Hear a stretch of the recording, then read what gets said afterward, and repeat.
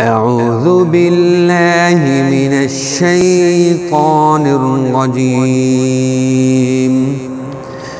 بسم الله الرحمن الرحيم.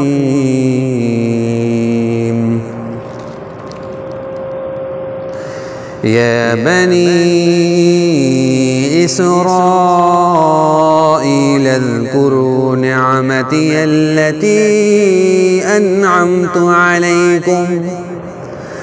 أنعمت عليكم وأني فضلتكم على العالمين.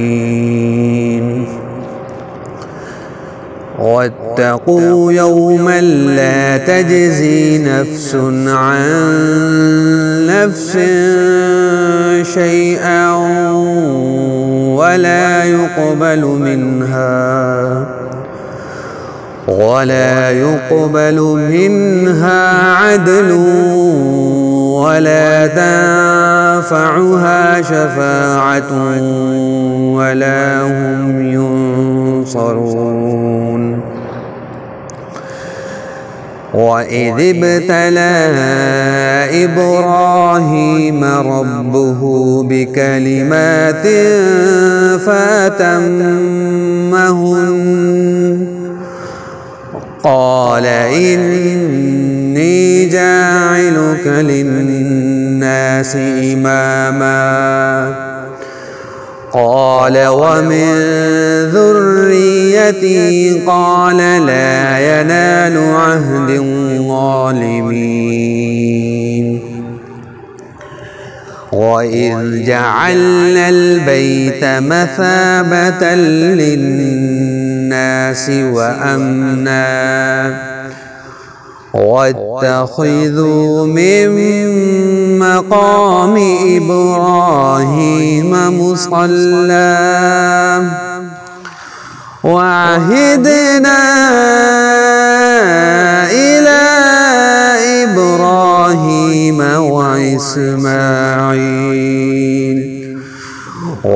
وإسماعيل أن طهرا بيتي للطائفين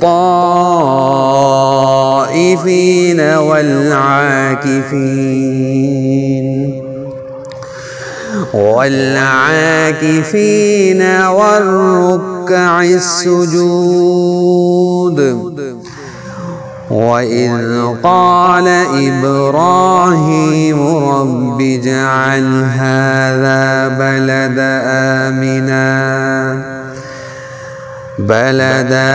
آمنا وارزق أهله من الثمرات من آمن منهم بالله واليوم الآخر قال ومن كفر فأمتعه قليلا ثم أضطره إلى عذاب النار وبئس المصير. وإذ يرفع إبراهيم القواعد من البيت وإسماعيل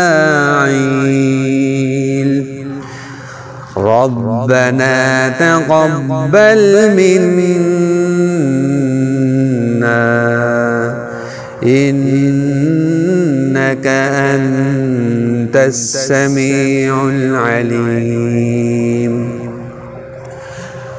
ربنا واجعلنا مسلمين لك ومن ذريتنا أمة مسلمة لك وأرنا مناسكنا وتب علينا إنك أنت التواب الرحيم. ربنا وابعث فيهم رسولا منهم رسولا منهم يتلو عليهم آياتك ويعلمهم